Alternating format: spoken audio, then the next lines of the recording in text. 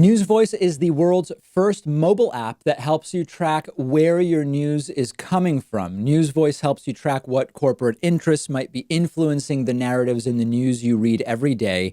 Arm yourself against corporate media monopolies by downloading the News Voice app for free using the link right underneath this video.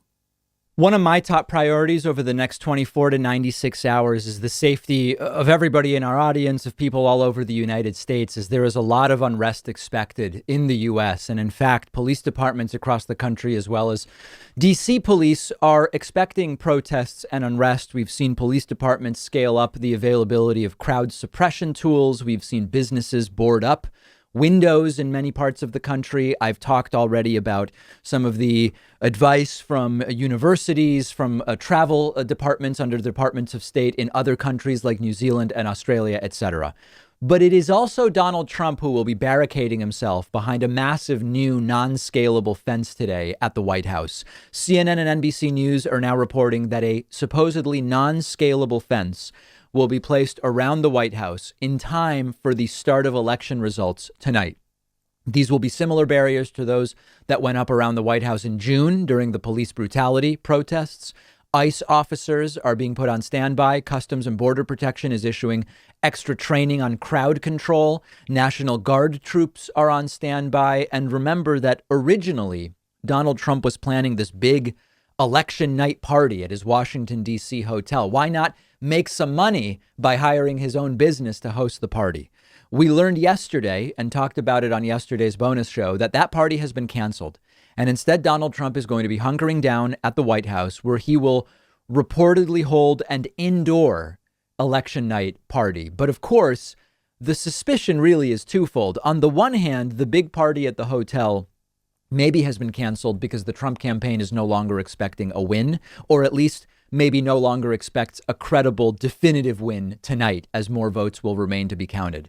But number two, in addition to that, the security concerns make it preferable to keep Donald Trump at the White House behind a series of concentric fences. And the suspicion, of course, is that Donald Trump, from his White House bunker behind a new fence, will claim victory tonight, even if there is no actual victory visible in the data that we have by midnight tonight.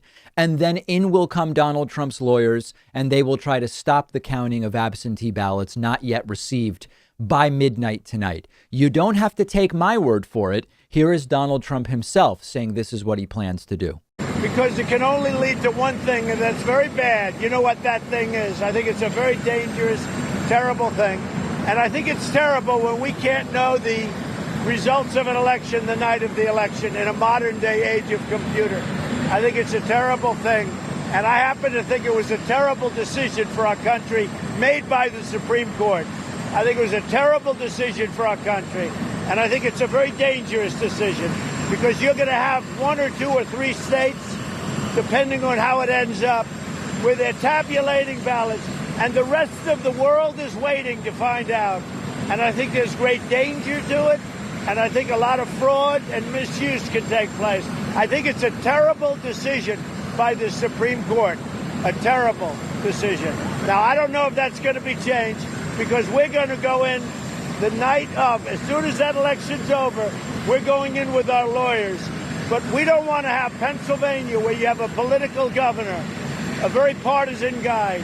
So there it is. I mean, no need to wonder about what the plan is. We just need to be ready. And I hope Biden's lawyers are ready. Now, at this point, I wouldn't even be shocked if Donald Trump declares victory before all the votes are counted. I wouldn't be shocked if Trump undermines the credibility of the results or says Joe Biden couldn't possibly have won if that's indeed what happens.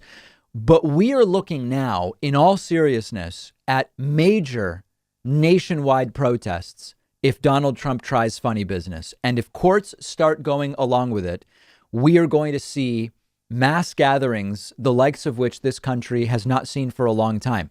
That doesn't mean Trump will fail to use the courts to steal the election. That's still a concern, which we have to hope Joe Biden and the Democratic Party are ready for and prepared to fight back against. If we have a simple election and Donald Trump just loses, it will be a very different type of chaos. And we may see armed right-wingers maybe operating under the umbrella of being a so-called militia, and that's very scary. But the optics of Trump putting up a fence and barricading himself at the White House is both metaphorical for what many of us believe he will try to do if he loses tonight, hold on to power, but it is also very similar to the behavior we've seen from authoritarian dictators around the world close to the end of their reigns. Trump has said, I may leave the country if I lose. Trump said to, I think it was Michigan last night, I will never come back to Michigan if I lose. Trump is going to stay at the White House and put new fencing around him. Trump is going to try to use the courts to retain power. These are the actions of authoritarian dictators the world over the last 100+ years. Let's just hope that this is the beginning of the end rather than the halfway point in Donald Trump's reign. That would be exhausting.